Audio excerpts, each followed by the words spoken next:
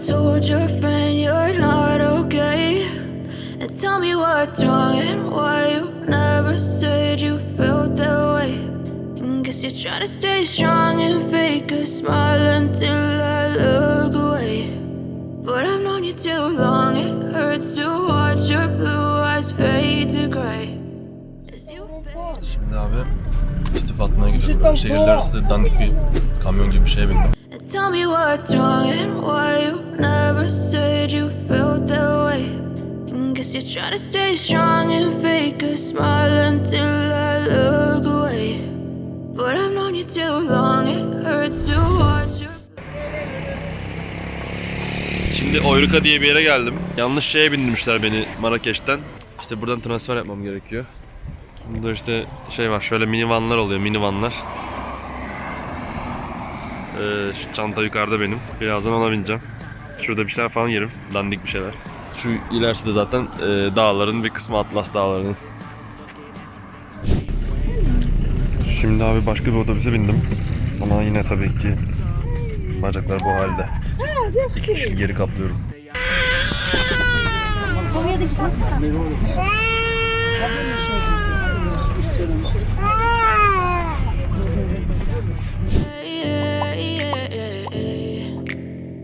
Yeah, I'm about to fade away, 'cause every time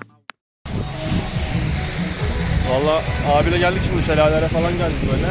Abi 55 yaşında, dedem kadar ama bir koşturuyor. Çocukluğundan beri buradaymış. Ondan sonra nefes nefeseyim, ölüyorum. Daha 5 tane daha waterfall var. Hızlı gidiyoruz. Çünkü akşam olmak üzere. Yarına başka planlarım var, yani planlarım demeyeyim de yarına kalmasını istemedim. Ama dayı kopturuyor ya. Çok param yok dedim, sıkıntı falan yok dedi. Bakalım.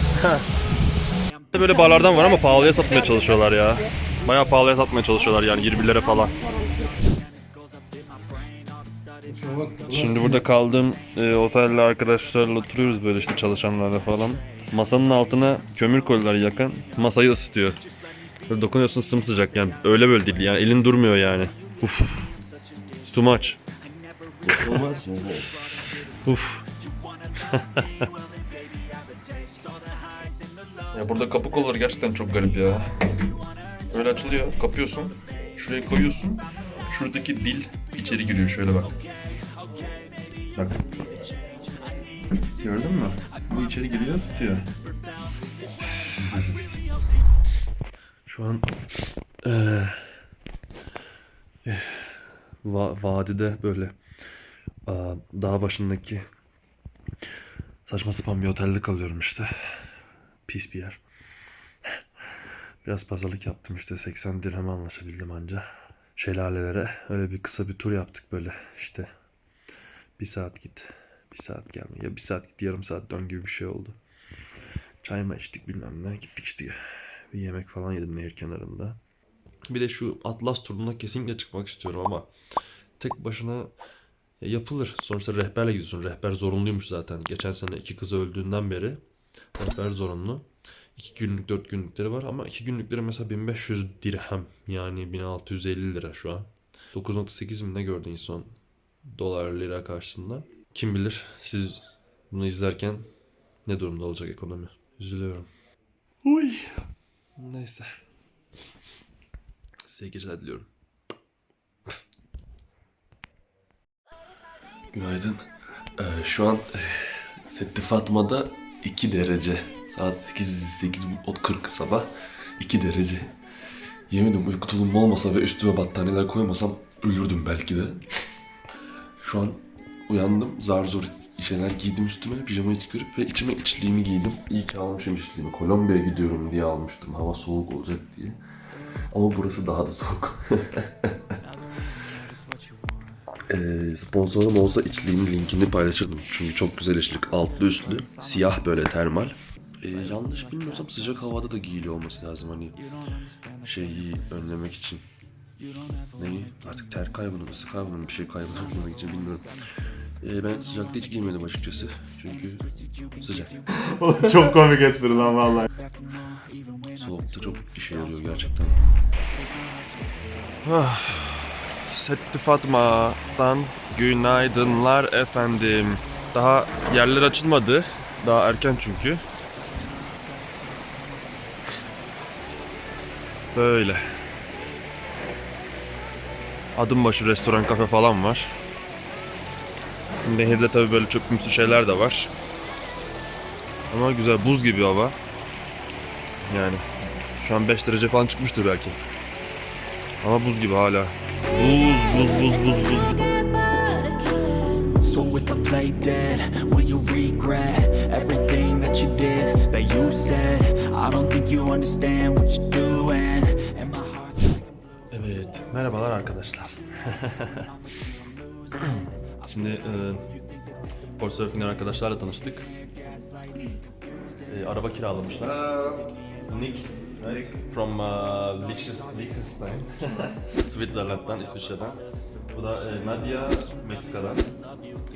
Şey yapıyoruz, bu da yemek var, tajin yedik işte. Ben de bu konservelerimi açtım burada. Efendime söyleyeyim, salata malata yedik işte. Kahve, mahve. Burada işte ahtapot, oktopus. Benim bir zulam var burada. Benim bir zula var burada, işte konserveler falan. Yine konserve. Can. So, benim poşet böyle dolu abi işte. Gittim yere diyorum çünkü çok pahalı, yani 60-70 dirhem istiyorlar. Böyle ton balığı, mon balığı var. Efendime söyleyeyim sardalya var. Bunlar burada öpüşüyor. Sardalya falan var işte. Öyle yani. Şimdi düşük bütçeyle gezerken biraz böyle yapman gerekiyor. Yani böyle konserveler, ucuzlar alman gerekiyor. Sağdan soldan ekmek rica etmen falan gerekiyor. Efendim söyleyeyim, ben ayıp olmasın diye bir kahve içtim, hani 10 dirhem falan vereceğim şimdi. Arabalarında gidiyorum, arabalarına 2 günlüğüne anlaştık ama paralı istiyorlar tabii, 40 dolar istiyorlar. Çünkü araba kiralamışlar, benzin bilmem ne. İşte gideceğiz, bir gün bir yerde kalacağız, ben kendime ayrı bir yer alacağım. 2. gün başka yere gideceğiz, ben kendime ayrı bir yer bulacağım falan filan. Öyle yani. Ya başka türlü de gitsem yine tutacak yani, o yüzden güzel, hem arkadaş olduk falan. Şimdi burası aşırı rüzgarlı. Burası Eggman Hattu, Game of Thrones filminin de çekildiği yer. Burası işte Old Village. Şöyle. Çok rüzgarlı nehir yatağı bugün, çünkü burası aynı zamanda kurumuş nehir yatağı. Şu ta oradan geliyor. Arkaya kadar kurumuş nehir yatağı abi. Şimdi abi leş bir yere geldim. Ha, burada çantalarım falan var. İşte eşyaları çıkardım. Burada böyle tek kişilik yatak var. Hostel gibi bir yer burası işte. Yolun ortasında kaldım, gidemedim. Ne otobüs ne taksi. Taksi bile yok. Soğuk diyor. Adam diyor soğuk diyor, taksi çalışmıyor diyor. Tek kişilik var, çift kişilik var. Demin çift kişilik üstünde böyle bir leke gibi bir şey gördüm. Dokunayım dedim, böcekmiş, fırladı gitti falan. Şey, kılıflar falan leş gibi falan işte. Zaten uyku tulumuma sarıp uyuyorum ya. Böyle yerde şey yapamam yani. Kapıda sakız var. Artık o bir taş. Banyoda sifon falan çalışıyor çok şükür. Sıcak su çalışıyor. Kova falan da var normal diye. Sıvı sabunla yapmışlar, bayağı su yani. Sulu sabun. 100 dirheme geçireceğim bu geceyi. Başta 50 dediler. Gittim işte 50'lik şeymiş. Paylaşımlı olanmış şu banyo şeysi de. O da kapalı orası falan yaptılar. İyi tamam 100. Uyuyayım da sabah erken kalkacağım, vadeye gideceğim. Sonra o arabadakiler gelecek. Şu an acıktım, uyumam lazım. Bu saatte ağır bir şey yapıyorum. Zaten yanında sadece balık var. Balık. Başka konserve hazır bir şey yok yani. Mısır vardı, almadım. Alırız belki ileride, bilmiyorum ya, ama her yer ekmek, hamur bol zaten. Back before we blew it all. Take me back to a place where I felt at home. Take me back to a day when we weren't alone. Take me back to an age when the world felt small. Way back before we blew it all. I know that things seem bad. Şimdi vadide dağ başında bir otele geldim. Dolmuşçu daha çok gitmediğini söyledi. Bundan sonrası özeli giriyor dedi ya. 1 kilometre falan yürüyeceğim ileri. Birazdan çok güzel görüntüler almaya. Şimdi burada böyle bir Fas kahvaltısı yapıyorum. İşte burada her zamanki şu 2 dirhemlik krepleri var. İşte reçel, çilek, tereyağı, zeytin. Burada hiç peynir kültürü falan yok. Portakal suyu, kahvem falan sınırsız o. Ekmek, yoğurt vermiş böyle. Bir de ben işte bu mesela otelde bana 2 euroya tutuyor. 20 dirheme tutuyor. Bir de ben ekstradan omlet söyledim. Orada 13 dirhem tutacak. Yani 13 lira. 1.3 euro tutacak. Ya öyle. Şimdi otelden çıktım. Yani ziyaret ettim otelden kahvaltı için. Arkadaşlar çok güzel sohbet ettim. Burada gerçekten çok güzel İngilizce konuşuyorlar köyde. Şaşırdım doğrusu. Buraya gelene kadar İngilizce konuşan yoktu neredeyse. Ama bu berberlerde çok var ve kendi kendilerine öğreniyorlar. Çok güzel. Şimdi vadideyim. Ve burada ileride şöyle ileride de bir köy var. İnsanlar bayağı misafirperver buralarda. Ve çok pahalı değil yerler. Ben bir eve tanrı misafiri olacağım bugün. İnşallah. Ertesi gün de vadinin tepesine çıkıp mağaraları bulmak istiyorum. Yukarılarda nomadler varmış, yani yörükler varmış. Yörük diyeyim. Göçebe, hani işte 6 ay orada 6 ay burada falan, hani hayvancılık falan. Mağarada hayvan yünüyle, battaniyelerle uyuyan insanlar. Onlarla tanışmak, belki hani mümkünse bir gün kalmaya çalışacağım. Bu kısımdan ulaşması biraz zormuş. Şu üst tarafa, şu tarafın yukarısında ilerisinde, ama yol falan bayağı zormuş, patikalı falan filan. O taşlı maçlı, o yüzden rehberle gitmen lazım dediler, ama rehber de kalmak istemezmiş. Yani 2-3 saatlik seni götürüp getirir diyorlar. O yüzden 15 kilometre arkadaki köylere gidip oradaki kolay rotayı alacağım. Onun da yolu biraz uzunmuş. 4 saat kadar yürümek gerekiyormuş. Sırtımdaki çantayla yorulacağımı da düşünürsek 5-6 saatte yarın sabahtan çıkıp varırım diye düşünüyorum oradaki mağaralara. İnsanlarla belki bir gün geçiririm, berberlerle. Ardından geri dönerim. 4 saat aynı yolu. Yoluma devam ederim çöle doğru. Bu otelde sohbet ettiğim arkadaş bayağı bir konuştuk. 1 saat kadar. Çok bilgili biri. Gerçekten tarih, dil çok bilgili biri. Kartacalardan bahsettik. Romalılardan bahsettik. İşte Moğorların, yani Morokkalıların hani orijinleri falan, hani bu Kartaca zamanlarında Marotyans varmış mesela. Morokko'nun kuzeybatı sahillerinde Marotyans diye bir kabileler var. Yani Moorslar. Bu aynı zamanda İberya'yı işgal eden de Moorslar. Ama şey olarak tabi, Müslüman olarak. İslam'ı kabul ettikten sonraki, Araplarla biraz karıştıktan sonraki halleri. İberya'yı, işte Tarık bin Ziyad falan filan. Onlardan konuştuk. İşte Fas'ın durumundan bahset. Mesela Fas'ın dirhemi şu an Türk lirasından bile fazla olmasına rağmen, değerli olmasına rağmen halkı sefillik içinde, herkes çok aç. Pandeminin de etkisi var tabii ki. Pandemiden önce daha şey olduğunu söylediler, insanlar daha rahat, daha iyi durumda olduklarını söylediler. Ama Fas'ın zaten yarı koloni halinde Fas. Yani Fas'ın ekonomisinin, insanların bu durumda olmasının en büyük sebeplerinden biri mi? Bu İspanyollardan sonra Kuzey Afrika Fransızların eline düşüyor ya. Önce Portekizler Fas'ı kontrol ediyor. Sonra İspanyollar, daha çok kıyıları. Bir de çölü. İspanyollar kıyıları ve çölü kontrol ediyor. Ardından işte taht savaşları falan filan. Biliyorsunuz ki Afrika'nın büyük bir çoğunluğu Fransız egemenliğine geçiyor. Zaten Cezayir, Algiers.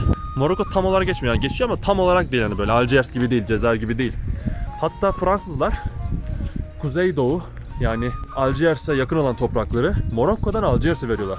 Aradaki insanlar Kabil insanları, Kabilyan. Bunlar Cezayirli değil, Morokko'da daha yakınlar ama aynı dağı paylaşıyorlar çünkü kültür olarak yakınlar.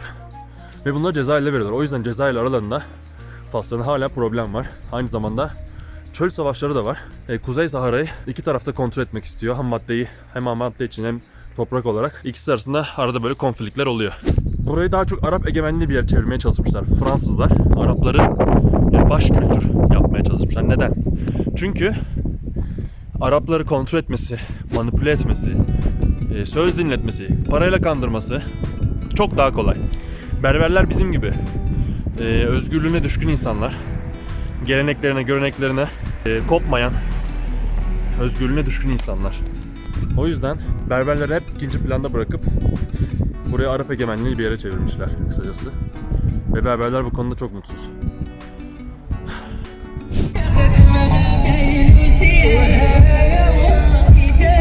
Böyle abiyle abla aldı bizi böyle işte. Yukarı çıkıyoruz işte. Burada zigzag var falan. Ondan sonracıma şey yapacağız. Yukarıda inerim ben, bir video fotoğraf alırım. Oradan yukarıdaki köye devam ederim.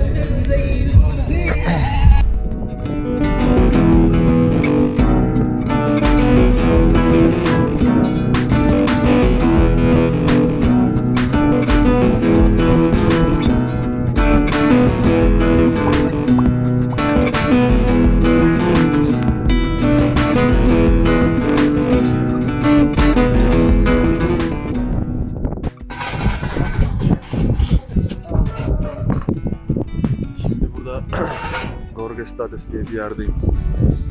Arkada işte vadi boyunca böyle yol kıvrılıyor zigzaglı falan. Bir sürü turist sırf burayı görmek için geliyor. Böyle çay bahçesi gibi bir yerdeyim işte. İleri tarafta da yine güzel manzaralı yerler varmış. Yukarı tarafta işte nomadlar var. İşte çadır, madır, mağarada yaşayan insanlar yukarıda falan buralarda. Ertesi gün belki oralara çıkarım. Bugün köyde ya da böyle ufaktan salaktan bir otelde falan kalmayı düşünüyorum ileride bir yerde. Şu vadinin tadını çıkarmak istiyorum. Ya da bugün hani o tarafa dönüp zaman kalırsa ya da otostop çekersem o tarafa dönüp hani mağara yerinde belki bugün bakacağız. Bu manzara gerçekten görülmeye değer. Gerçekten.